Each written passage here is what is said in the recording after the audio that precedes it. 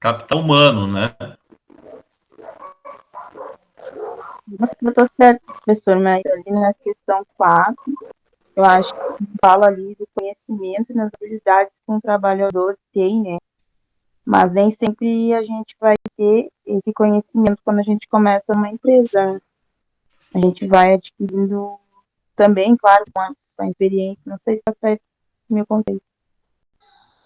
Mas nem Aqui, sempre o trabalhador vai ter uma experiência, né? Não vai aprender, por exemplo, na escola, como tu vai fazer uma produção. então, aqui o conceito de trabalho, né, ou mão de obra, na verdade é um outro conceito, né? Então, essa aqui vai ser falsa, né? Porque aqui a gente está falando em mão de obra mesmo, em quantidade de pessoas para trabalhar sem algum conhecimento específico. Então, quando a gente fala no fator de produção, trabalho relacionado à mão de obra, tá? É um outro conceito.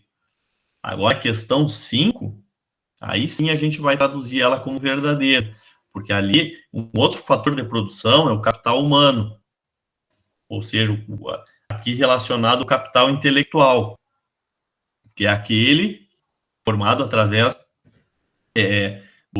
da aquisição de conhecimentos e habilidades específicas, né? Por meio da educação lá ou da experiência dele, né? Então a gente só tem que cuidar para não confundir, né? Que a gente tem a força de trabalho e tem a questão do capital humano. Vocês lembram a diferença daquela, né? Pode ter um monte de gente para trabalhar, mas só vai trabalhar como médico aquela pessoa que se formar lá numa escola de medicina, né? Que vai aprender a diagnosticar, a conhecer o corpo humano, a estudar lá toda uma série de coisas específicas, né? Para realizar um atendimento lá que o médico faz. Então, isso é o capital, questão do capital humano formado através de conhecimentos e habilidades, né? Já o trabalho ou mão de obra, né? Aí não, aí aquelas pessoas lá dispostas a realizar uma atividade sem ter a necessidade de uma formação muito específica. Tá? Então, essa acaba sendo a diferença entre os dois, né? Então, a gente já acabou respondendo aí o 4 e o 5, tá? A 6,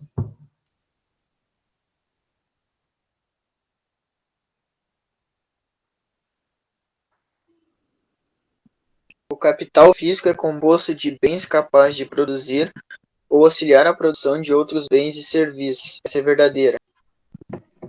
verdadeiro, né? Lembra aquele conceito lá da número 2, se não me engano, né? Que a gente falou, que a gente lá estava relacionando a capacidade empresária, né? Não, mas não, na verdade, estava respondendo o capital físico, né? Então, são aqueles bens capazes de produzir ou auxiliar a produção de outros bens. Então, aqui é uma questão importantíssima para a expansão econômica de um país, de uma determinada região. Nós temos máquinas e equipamentos, né, para que isso aconteça, principalmente para a questão da industrialização, né?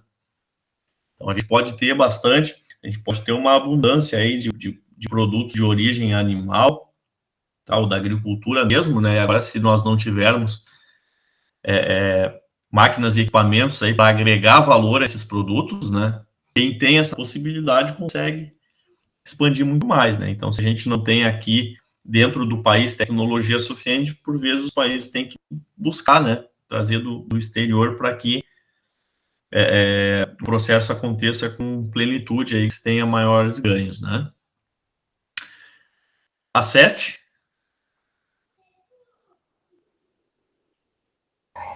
A capacidade empresarial é um fator de produção que consiste no esforço usado para coordenar a produção e a venda de bens e serviços. É verdadeira.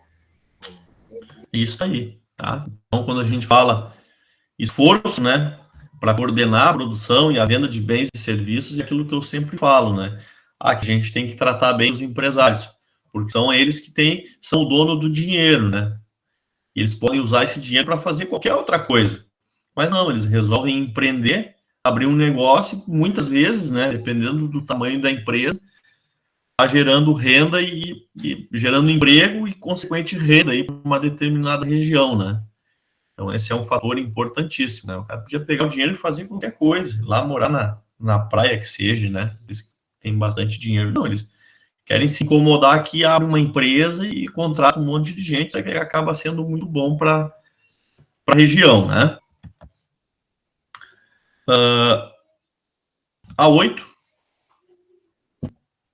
Se tiverem alguma dúvida quanto a alguma questão, vocês vão me interrompendo aí, tá? Pode ir.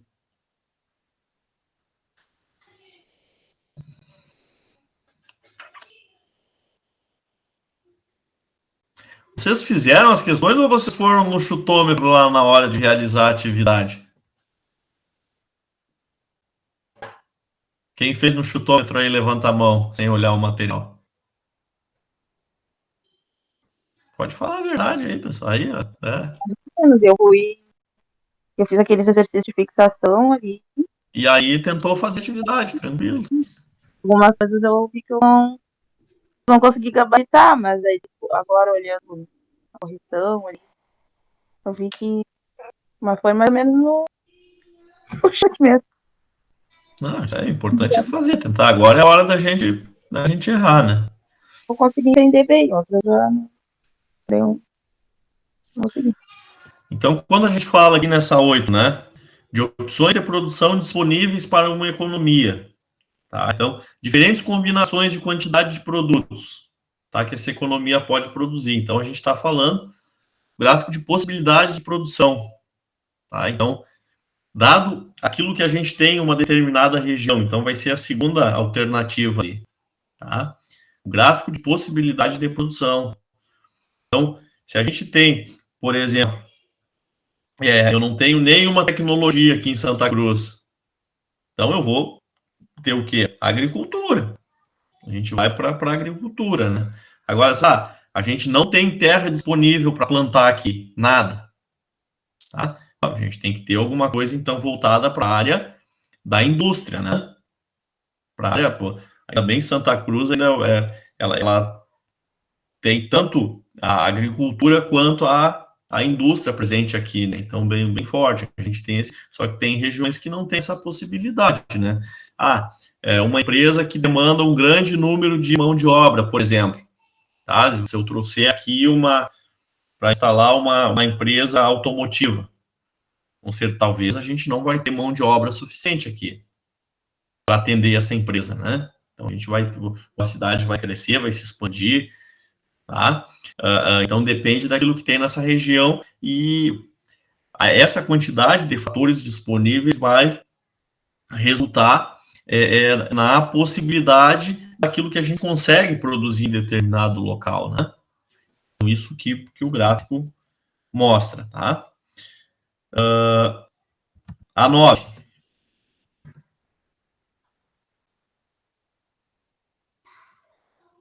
Vou ler, essa, tá. Caso uma economia adquira... eu tô olhando, eu tô vendo bem pouquinho a 9 ali, tá? Acho que Sim, melhorou. Aí, tá legal agora. Caso uma economia adquira mais recursos produtivos, poderá produzir mais de ambos ou os produtos, deslocando a curva de possibilidades de produção para a esquerda. Esse é verdadeiro. Tá. Deslocamento de curva para a direita ou para a esquerda. Então, a curva de possibilidade de produção, ela tem uma inclinação negativa. É uma relação inversa. Se a gente olhar no gráfico assim, ó, ela vai... Deixa eu ver se eu não tenho nenhum lápis aqui, ó. A gente tem um gráfico, né? Assim, tá? X e Y, né? Então, o gráfico ele vai ficar assim, ó. Tem o gráfico com uma crescente, tá? Relação direta e uma relação inversa. Tá? Então, essa relação inversa, ó, quando a gente adquire mais recursos produtivos, tá? A gente desloca a curva de possibilidade para a direita. A gente expande a possibilidade de produção. A alternativa ali seria a falsa.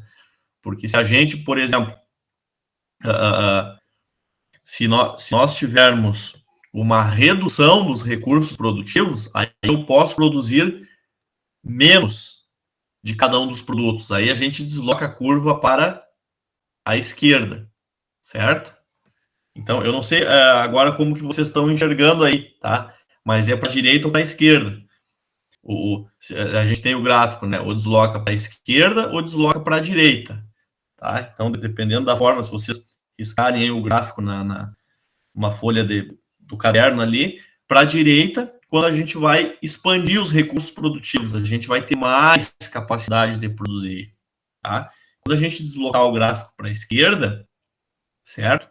Aí a gente vai reduzir a nossa possibilidade de produção. Então, essa aqui, como a gente fala aqui, aumenta o recurso produtivo, desloca a curva para a esquerda. Então, essa aqui acaba sendo falsa, tá? Certo? Entenderam a questão do gráfico? Alguém tinha mais dúvida nessa aí ou não?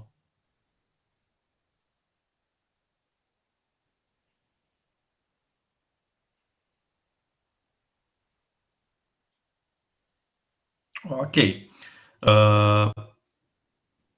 Só a Daniele que tá viu, Dani? Se você tá com a criança, não precisa ficar com a câmera ligada, tá? Só participando aí, sem problema nenhum, tá?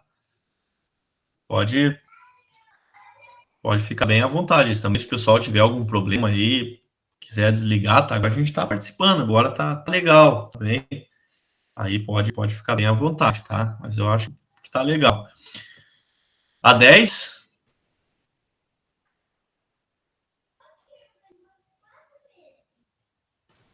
O princípio do custo de oportunidade avalia de que maneira a mudança de uma unidade de determinada variável afeta o valor de outra variável. Falso. Falsa. Por que é falsa, será?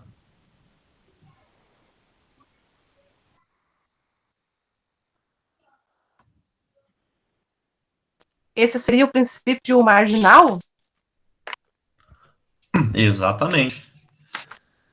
Então, o princípio marginal, né? Então, a gente vai dizer o quê? E aí a gente já está respondendo a 11, vê que uma vai ligando a outra ali, né? Então, a questão do princípio marginal, ele diz, é o incremento de uma unidade a mais, né? Quanto que vai resultar no impacto, por exemplo, uma unidade a mais vai gerar um X aumento de receita, mas quanto que vai gerar no aumento do custo, o aumento dessa unidade a mais? Então, esse é o reflexo do princípio marginal, aquela explicação, né? Certo? Agora, a explicação do custo de oportunidade eu não vou falar agora, porque a gente vai ter mais uma frente ali que vai acabar respondendo ela, né? Certo? Essa aqui é falsa porque a explicação ali não é do custo de oportunidade, é do princípio marginal. A 11.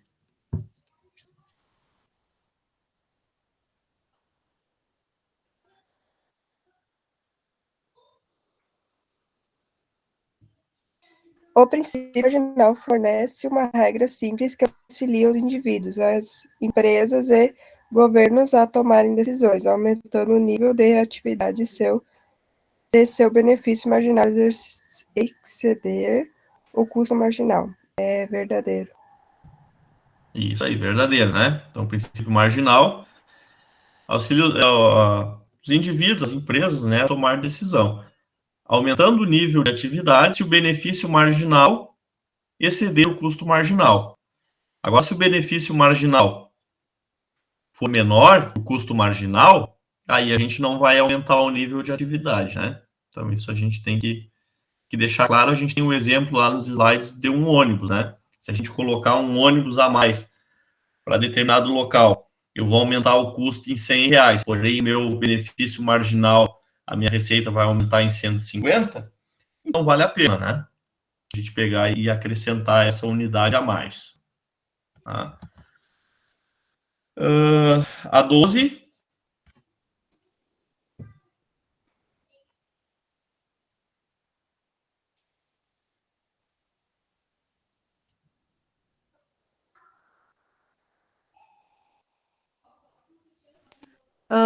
O princípio de externalidade Uhum. Sugere que os custos ou benefícios de algumas decisões podem ter reflexos em terceiros. Esse é verdadeiro? Verdadeiro, né? Então, o princípio da externalidade, custo ou benefício, né? Então, lembra do exemplo. O cara que fuma do teu lado. Ele está produzindo um custo de externalidade. Ele está fumando ali do teu lado, tu está respirando, né? Aquela fumaça do cigarro também. Tá? O benefício, associem sempre lá a produção de vacina, por exemplo, né? O cara produz lá uma fórmula, uma vacina nova que vai estar beneficiando muita gente, né? Então, por isso que essa é verdadeira. A número 13. O que importa para as pessoas é o valor real da moeda ou da renda, seu poder de compra, e não seu valor nominal. De qual princípio a gente está falando? Princípio do valor real. Perfeito. O que importa é o poder de compra, né? Da moeda, certo? Isso que a gente pede, né? Que a gente espera sempre ter um aumento, né? Para a gente ter um aumento de salário, um aumento real, a gente tem que ter um aumento acima da inflação do período. Senão a gente tem apenas uma reposição salarial e não um aumento de salário, né? Se a inflação deu 10% acumulado do ano, e o chefe de vocês lá no início do ano diz, não, eu vou dar 10% de aumento para vocês, ele não está falando da maneira correta. Porque se a inflação quer dizer o poder de compra do dinheiro ao longo do tempo. Então, se a inflação foi de 10% e a gente recebeu 10% de aumento, a gente não ganhou aumento, a gente ganhou um reajuste salarial, uma reposição. Se desse 12%, aí a gente ia ter 2% real de aumento, né? Certo? Então, essa é a lógica aí, o que explica um pouquinho o princípio do valor real. Tá? E as últimas duas, a 14, o princípio dos retornos decrescentes diz que após uma determinada produção, quando a gente acrescenta um funcionário, cada funcionário se torna mais produtivo, passando a trabalhar com uma parte maior da instalação. Verdadeiro ou falso? Falso. Falso. Por que é falso? Pode ser qualquer um para responder, tá? O próprio nome diz, né? Princípio dos retornos decrescentes. Então, após uma determinada produção, quando a gente acrescenta um funcionário a mais, cada funcionário se torna menos produtivo. Por quê? Porque lembram lá do exemplo que eu dei? Tem um computador na empresa e eu trabalho nele. Aí o chefe contratou mais um funcionário.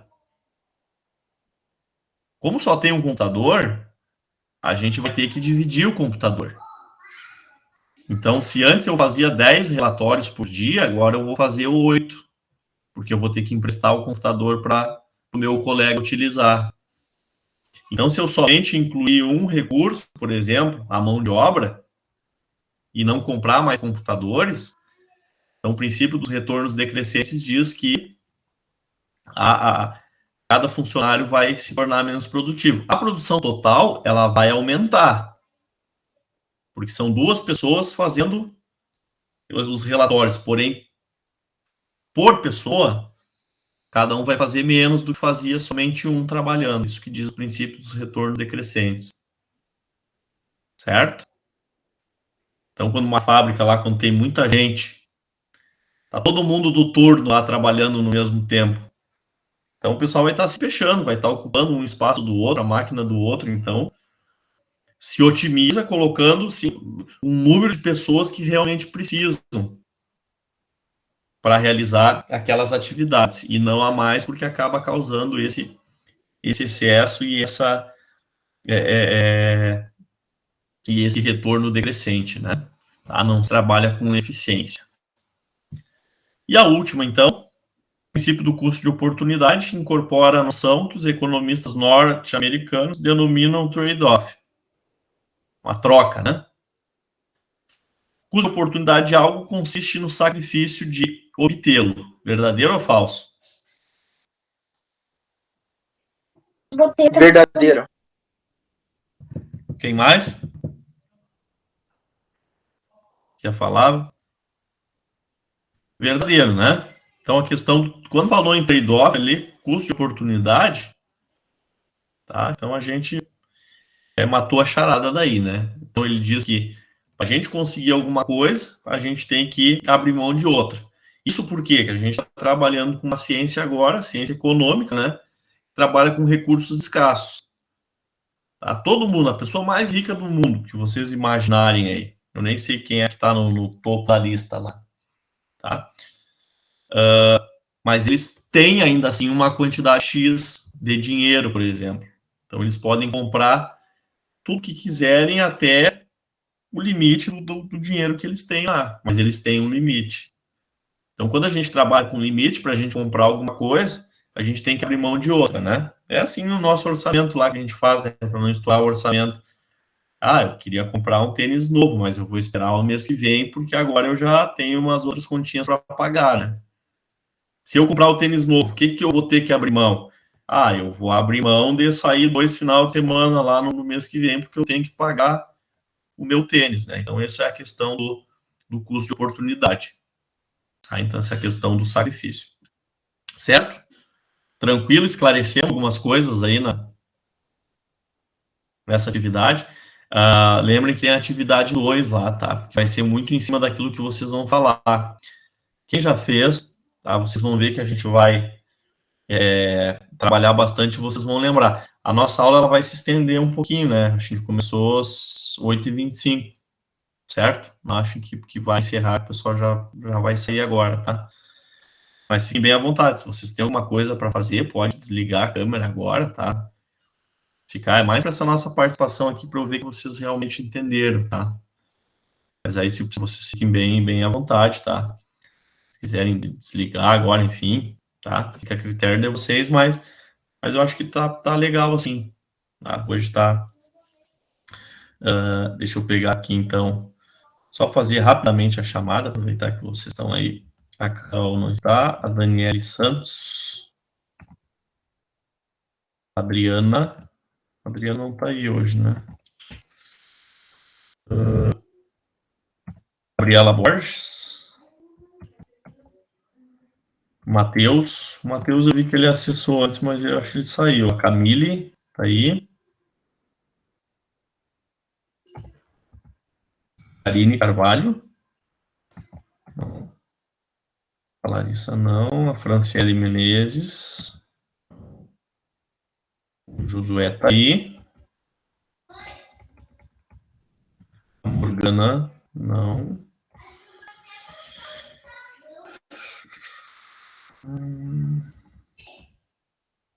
A Luana tá aí, acessou. Aline Galof. Aqui. Aline Jax, aí. Isso, eu não chamei alguém? Não, chamei todos, né? Não me chama, professor. Quem? Eu, Aline. Eu chamei, ó, a Aline... Tu falou Carvalho. Carvalho? Desculpa. Eu também não, professor. Camille? Daniela. Tá, a Daniela tá aqui. Acho que eu passei antes. Tá todo mundo chamei agora, né? Perfeito. Então vamos dar sequência aqui agora ao nosso conteúdo de hoje. Alguma dúvida, pessoal, com relação a isso que a gente passou, não?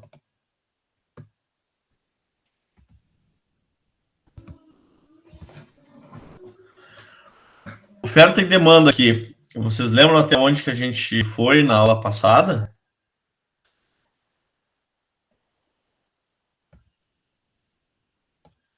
Conceito de mercado a gente viu, né?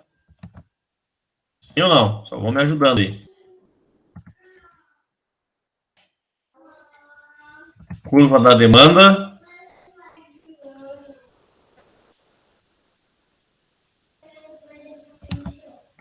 Sim ou não? Tá, curva da demanda, sim? Sim. Curva da demanda. Então, curva da demanda, rapidamente, é aquilo que o pessoal, em um determinado período de tempo, né, deseja comprar, tá? E aí eu acho que aqui a gente não passou bem, né, os determinantes da demanda, ou chegou a ver. Eu lembro que a gente estava ali nesses determinantes da demanda, né? Tá. A última vez. Ok. Então, vamos lá, a gente retoma daqui. Então, o que vai determinar a quantidade de um produto que alguém deseja comprar, né? Então, isso, a demandar é aquele desejo que as pessoas têm em um determinado momento de comprar alguma coisa, né? Então, aqui a gente tem um exemplo no mercado das pizzas, né? Então, o preço da pizza vai influenciar a renda do consumidor, quanto que o cara ganha, né? Também quanto que ele vai querer comprar de pizza.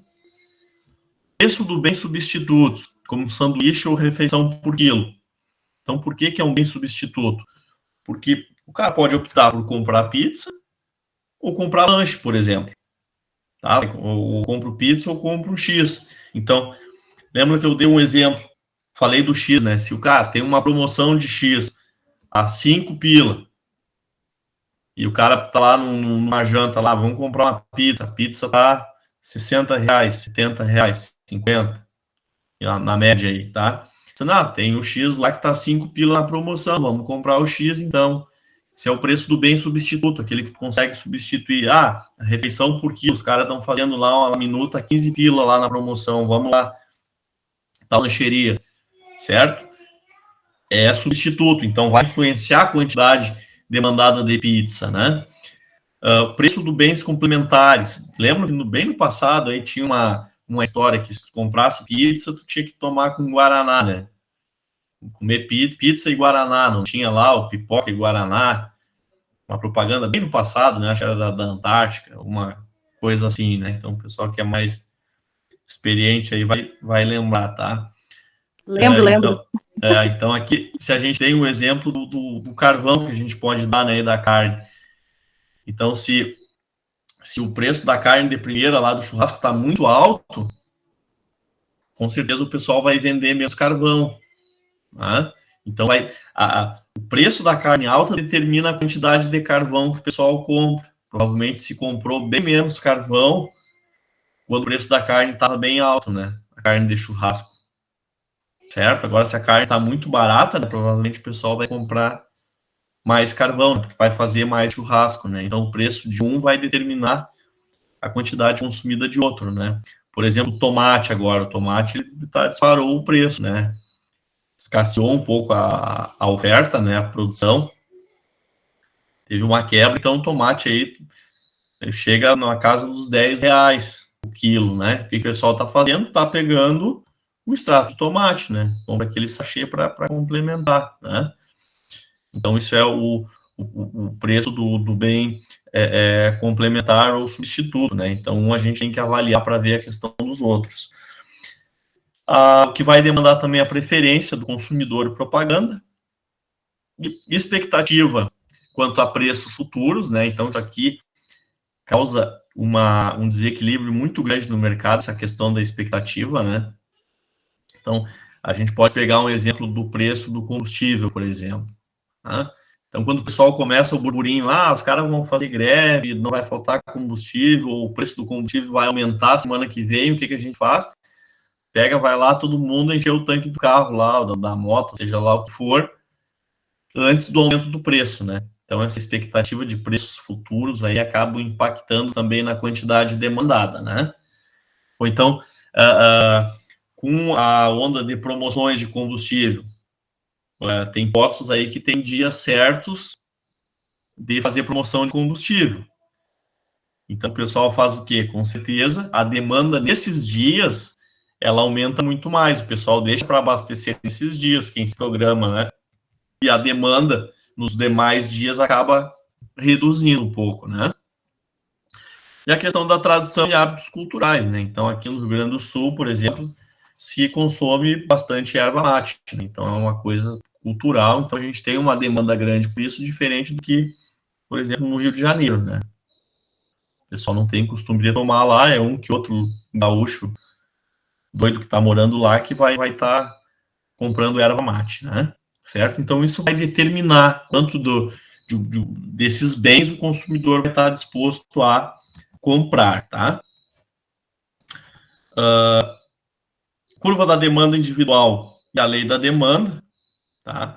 Então, aqui, a gente vai trabalhar com a questão da lei da demanda, que a gente já adiantou, né, um pouquinho. Então, a lei da demanda, ela vai trabalhar somente com as variáveis preço e quantidade. Todas as outras, preço dos bens substitutos, complementares, renda do consumidor, a gente não vai trabalhar com elas para falar da lei da demanda agora, certo? Então, a gente só vai trabalhar com preço e quantidade. Isso a gente já tinha adiantado um pouco na aula passada. As demais determinantes a gente vai ver na próxima aula, tá? Então, a gente vai trabalhar com preço e quantidade. Aqui, a curva da demanda, tá? Então, tem oferta e demanda ali, mas aqui é a curva de demanda. Então, o que eu falei para vocês, ó, inclinação negativa, certo? Que vai nos dizer o quê?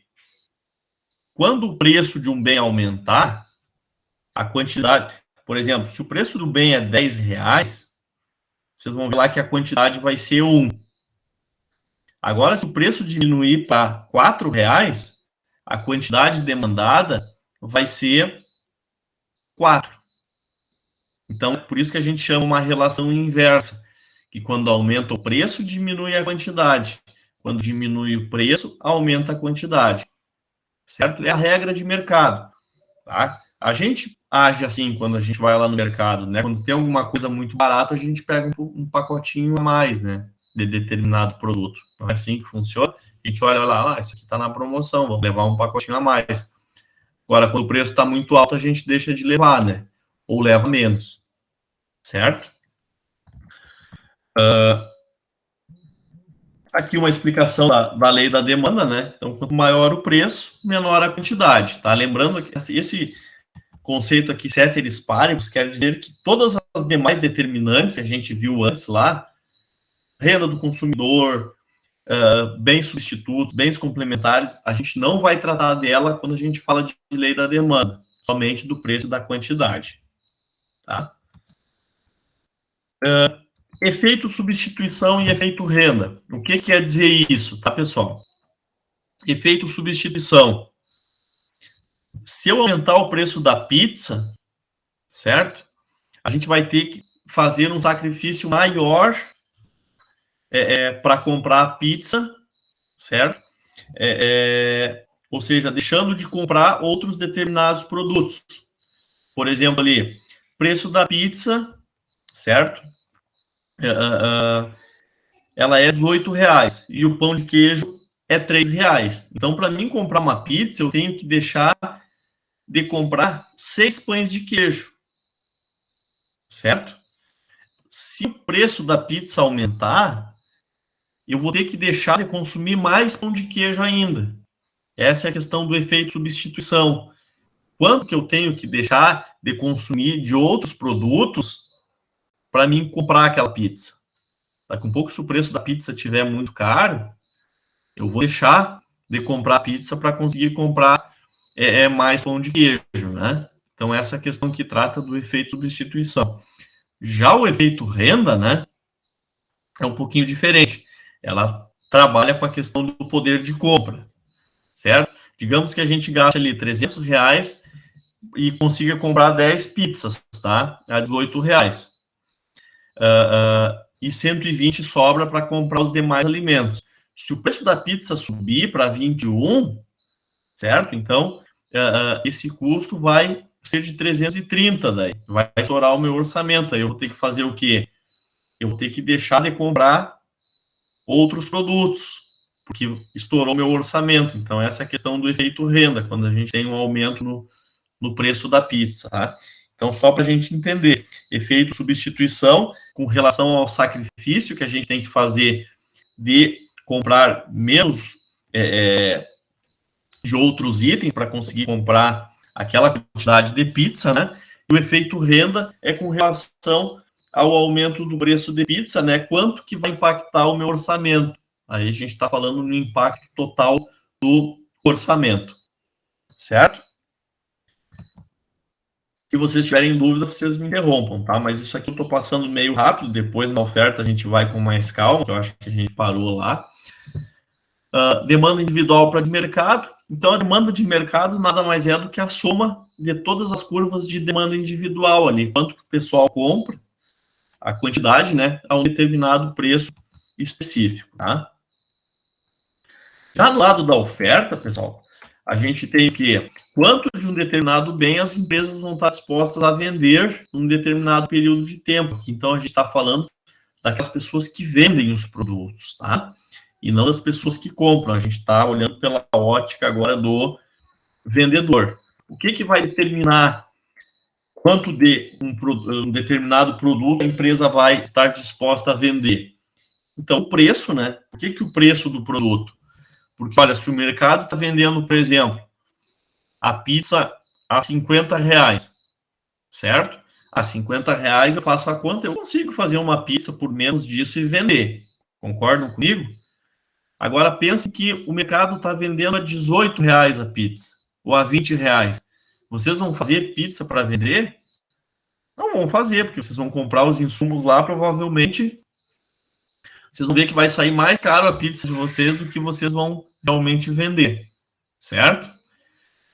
Outro determinante de quanto a gente vai vender, o custo dos insumos. Então, para produzir a pizza, quanto que custa, né? A farinha, a calabresa, o queijo. Então, isso vai determinar também quanto que a gente vai vender, além do custo dos equipamentos, né? Para a gente adquirir para produzir. Tecnologia disponível, se a gente tem ou não. Número de concorrentes, expectativas do produtor sobre os preços futuros. Então, como é que vai estar esse preço? Vai estar preço alto sempre? Então, vale a pena eu investir? E impostos ou subsídios do governo, né? Se a prefeitura faz um projeto ali agora, ó, a gente vai conceder espaço e isenção de impostos aí para quem quiser produzir pizza no município. Com certeza vai ter um monte de gente querendo vender pizza, né? Agora, se barrar lá, por exemplo, o governo, a prefeitura pega e fala o seguinte, não, agora a gente vai cobrar uma taxa específica aí sobre o pessoal que vende pizza na cidade. A cada pizza vendida, 20% vai vir para nós. Já é uma barreira, ninguém vai querer vender pizza, né? Então, são determinantes aí para a quantidade ofertada, né? Eu estou dando exemplo das pizzas, mas isso a gente pode aplicar em qualquer uma empresa, né? Qualquer tipo de empresa. Então, essas determinantes em conjuntos vão definir quanto os produtores estão dispostos a vender em um período de tempo, né? Aqui a questão do princípio marginal, né, pessoal? E a decisão de produzir, então, entra naquela questão do custo, né? Que quanto de determinado produto a gente vai estar disposto a produzir, a gente vai produzir até que o benefício marginal ele seja maior ou igual ao custo marginal, certo?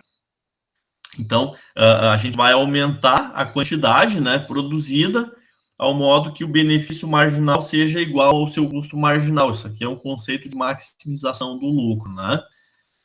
Então, ali no gráfico vocês têm, ó, deixa de obter lucro se produzir 5 unidades, porque a gente tem um espaço ainda onde o custo marginal é menor que o preço, né? Então, agora, se eu produzir mais unidades, onde ultrapassa o custo marginal, aquela reta ali, né?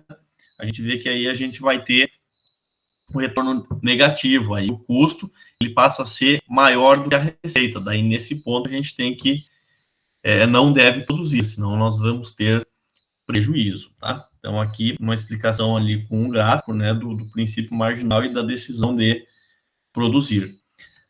A lei da oferta, então, é exatamente como a lei da demanda. Quando a gente fala lei de demanda, lei de oferta, automaticamente vocês já devem associar relação preço-quantidade, tá? Ceteris paribus quer dizer o quê?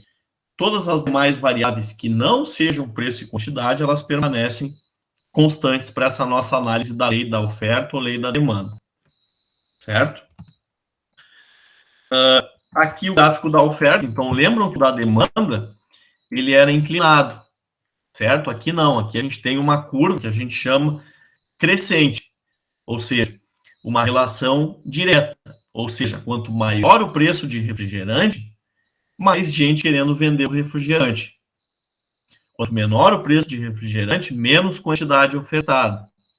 Por quê? Pensem vocês, que vocês estejam lá tem um jogo de futebol e vocês vão lá vender refrigerante, né? O pessoal está vendendo refrigerante a R$10 e o pessoal está comprando. Vocês vão lá vender o refrigerante a R$10 também? Vocês acham que é uma boa ideia? Sim ou não?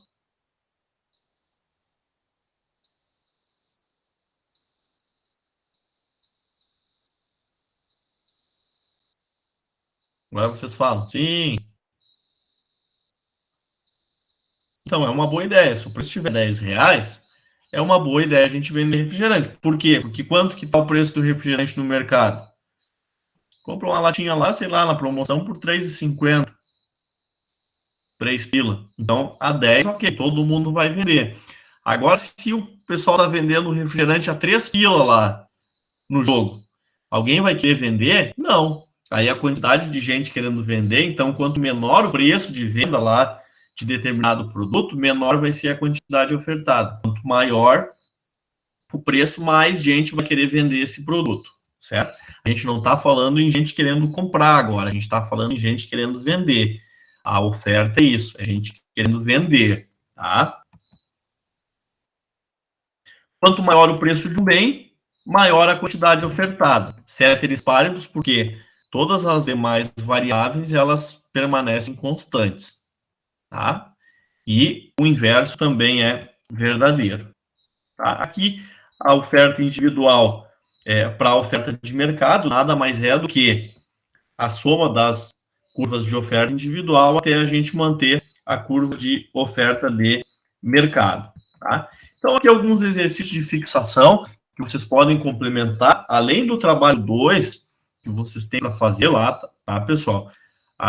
Vocês peguem e façam essa para a gente começar a aula que vem, em cima desses exercícios, né?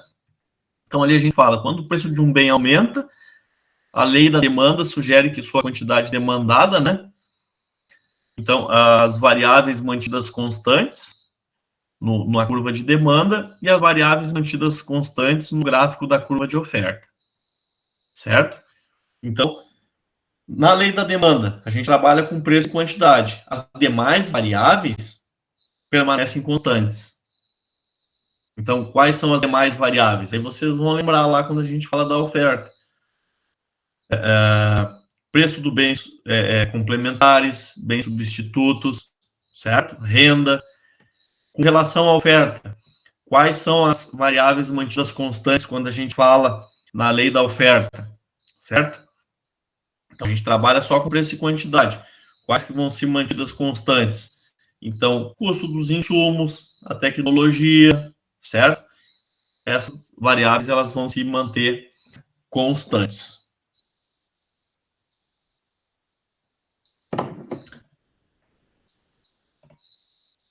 Do conteúdo de hoje, pessoal, daquilo que a gente viu, para esse conteúdo agora, tranquilo? Alguma dúvida, algum questionamento? Alguma mágoa? A gente está amigo ainda? Sim?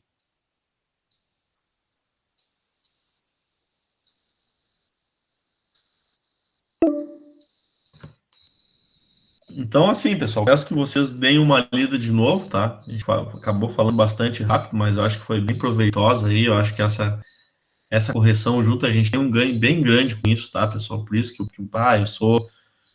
eu fui bem chato, assim, hoje, bastante chato, bem mais chato do que eu sou. Eu já sou chato, mas eu fui bem chato um pouco, porque eu realmente quero, tá, pessoal, que a gente aprenda junto aí, que a gente faça essas atividades. Eu acho que a gente tem um ganho grandíssimo, tá? Quando a gente começa a ter essa troca, tá? Então, por isso que eu tenho que dar um jeito de fazer o pessoal participar. Quando a gente está presencial lá, o pessoal se obriga a fazer, né, na hora. Então, às vezes, a gente vai deixando outras atividades, né, para a frente aí, a gente acaba fazendo corrido. Então, esse é um momento que eu tenho para estar ali cobrando, né, e a gente fazendo junto e para não se perder e todo mundo chegar junto aí no final da disciplina, tá? Certo? Dúvidas? Questionamentos? Não? Nada? Tudo certo? Então tá, pessoal. Fiquem à vontade aí para mandar mensagem ali, questionar, tá? Se tiver alguma dúvida durante a semana, tentem fazer ainda aquela atividade. Eu já vou estar postando aí durante a semana, acredito que até a próxima aula já uma atividade relativa a nosso encontro da aula que vem, que aí a gente vai ter